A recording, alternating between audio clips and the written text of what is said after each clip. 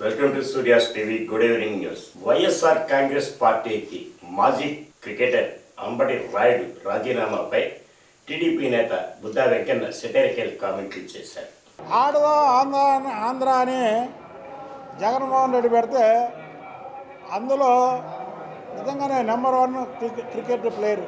ఏదైనా మన ఆంధ్ర నుంచి ఆ క్రికెట్లో ఒక అగ్రస్థానానికి వెళ్ళాడంటే అందరం అభినందించాలి, అందరం గౌరవించాలి. ఆయన ఆడదాం ఆంధ్ర అని బ్యాట్ పట్టుకొని వచ్చాడు. బ్యాట్ పట్టుకొని వస్తే అమ్మని సైకో మెంటాలిటీ తెలిసిపోయింది 2 రోజుల్లోనే. సైకో అంటే ఎవరో జగన్మోహన్ రెడ్డి. ఎమ్మటినే బాయ్ బాయ్ ఆడదాం ఆంధ్ర అని ట్వీట్ పెట్టాడు. బాబు జగన్మోహన్ రెడ్డి, నీకు నీ పార్టీకి నీ ఎంపీ సీటుకి ఒక దండం, నేను పోటీ చేయట్లేదు అని అంబటి రాయుడు గారు ట్వీట్ పెట్టాడు. అంబటి రాయుడు గారికి నిజంగానే శుభాకాంక్షలు తెలుపుతున్నాను. ఎందుకంటే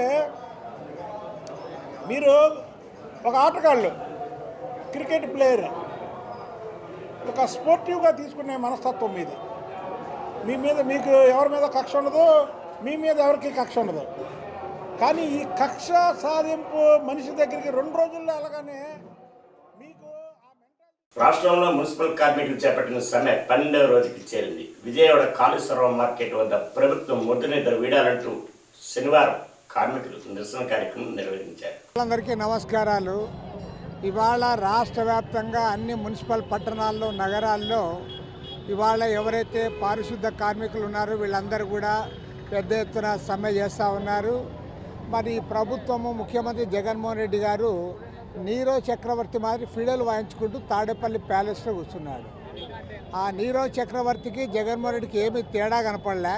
తేడా అంతా ఏమంటే ఆయన ఫిడల్ వాయించుకుంటూ కూర్చున్నాడు, ఈయనేమో ట్రాన్స్ఫర్లో కూర్చున్నాడు. ఎమ్మెల్యేలను, ఎంపీలను ట్రాన్స్ఫర్ చేసే పనిలో ఆయన ఉన్నాడు తప్ప, అరే రాష్ట్రంలో కూడా ప్రతి ఊళ్ళో కూడా కార్మికులందరూ సమ్మెలో ఉన్నారు. దాదాపు అంగన్వాడీ వర్కర్లు దాదాపు 1,06,000 మంది వారు కూడా దాదాపు నెల రోజులుగా సమ్మె చేస్తూ ఉన్నారు. ఆశా వర్కర్లు, వాలంటీర్లు, యానిమేటర్లు అందరూ కూడా ఒకరి తర్వాత ఒకరు ఇవాళ రోడ్డు ఎక్కుతూ ఉన్నారు. నువ్వు రోడ్డు ఎక్కిన వాళ్ళని, నేను సర్వశిక్ష అభియాన్ వాళ్ళని పోలీసులు పంపి అరెస్ట్ చేస్తూ ఉన్నావు తప్ప ఏ ఒక్కరి సమస్య కూడా ముఖ్యమంత్రి గారు పరిష్కారం చేయడం లేదు, వాళ్ళతో మాట్లాడడం లేదు, కనీసం అధికారులకు సూచనలు కూడా ఇవ్వడం లేదు. కాబట్టి వాళ్ళ స్పష్టంగా ప్రభుత్వాన్ని కోరుతా ఉన్నాం. ఈరోజు ఇప్పటికే నగరాల్లో అన్ని చోట్ల కూడా దుర్గంధం వస్తూ ఉంది. ఇవాళ ప్రజల ఆరోగ్యంతో చెలగాటమాడుతూ ఉన్నావు నీవు. ఎందుకంటే ఇవాళ ఆరోగ్యం అంతంత మాత్రమే, వీళ్ళందరూ పని చేసే తప్ప టౌన్స్ బాగుండేకి అవకాశం లేదు. కాబట్టి వాళ్ళ ప్రభుత్వాన్ని డిమాండ్ చేస్తూ ఉన్నాం, తక్షణమే వాళ్ళ సమస్యలు పరిష్కారం. అంగన్వాడీపై ఎస్మా చట్టం ప్రయోగించడం ఖండించారు.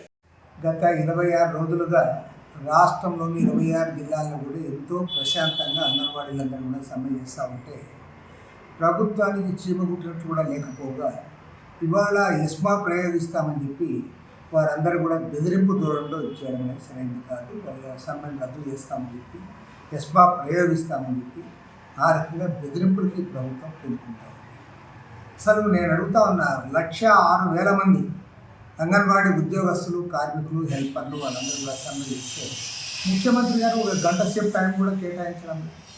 నువ్వు సుప్రీంకోర్టు తీర్పును గౌరవించవు, లేదా చట్టాన్ని అమలు చేయవు. పోనీ ఆ 2 చేయకపోతే మనం నీవు చెప్పింది ఏమైనా అమలు చేస్తామంటే నీవు చెప్పింది కూడా అమలు. స్థానిక ఎమ్మెల్యే తనపై గెలవడని, పక్క నియోజకవర్గం నుండి అభ్యర్థిని తీసుకొచ్చారని మాజీ ఎమ్మెల్యే బొండా ఉమామహేశ్వరరావు ఆరోపించారు.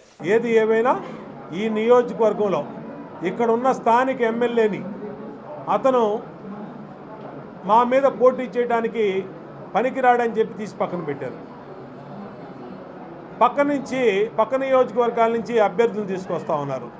ఎక్కడ నుంచి అభ్యర్థులు వచ్చినా ఇవాళ ఈ నియోజకవర్గం, సెంట్రల్ నియోజకవర్గం తెలుగుదేశం పార్టీకి అడ్డా. ఇది ఖచ్చితంగా ఎవరు వచ్చినా, ఎంత పెద్ద పోటుగాళ్ళు వచ్చినా, ఎంత పెద్ద అవినీతి పరులు వచ్చినా, అవినీతి డబ్బు ఉంది కదా అని ఈ నియోజకవర్గంలో ఏదో చేసి గెలుద్దామంటే కుదిరే ప్రసక్తి లేదు.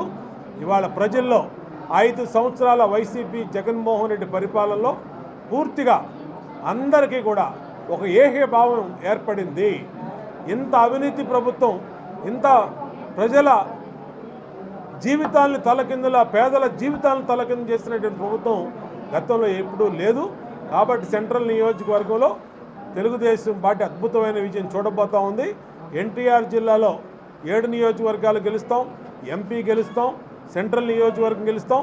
రాష్ట్రంలో కూడా మళ్ళా తిరిగి చంద్రబాబు నాయుడు గారు ముఖ్యమంత్రి అయ్యే విధంగా ముందుకెళ్తామని, దానికి అందరూ సహకరిస్తారని తెలియజేస్తాం. సమాన పనికి సమాన వేతనం, అంగన్వాడీ కూడా అర్హులే అని సుప్రీంకోర్టు చెప్పింది. అయినా జగన్ ప్రభుత్వం అంగన్వాడీల వేతనాలు పెంపుదల చేయడంలో లేదని హైకోర్టు న్యాయవాది శంకర్ రాజేంద్ర ప్రసాద్ అన్నాడు.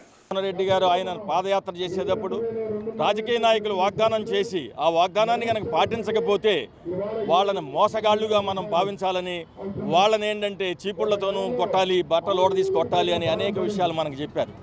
ఒక ప్రశ్న అడుగుతున్నాం, మరి మీరు చేసినటువంటి వాగ్దానాన్ని మీరు ఎందుకు అమలు చేయలేకపోతున్నారు? 99% మేము వాగ్దానాలు అమలు చేశామని ఇంకో ప్రకటన చేస్తూ ఉన్నారు. మరి 99% అమలు చేసినప్పుడు అంగన్వాడీలకు ఇచ్చినటువంటి ఈ ఒక్కది ప్రామిస్ని మీరు ఎందుకు అమలు చేయలేకపోతున్నారని కూడా మేము ప్రశ్నిస్తూ ఉన్నాం. అంగన్వాడీలు వాళ్ళ న్యాయసమ్మతమైనటువంటి కోరికల కోసం ఈ పోరాటానికి రోడ్ల మీదకి తీసుకొచ్చింది ఈ ప్రభుత్వం చర్యలు తప్పితే వాళ్ళ గొంతెమ్మ కోరికలు కాదు అనేటువంటి విషయం కూడా మీరు గమనించాలి. ఈ వార్త ఇంతటితో సమాప్తం.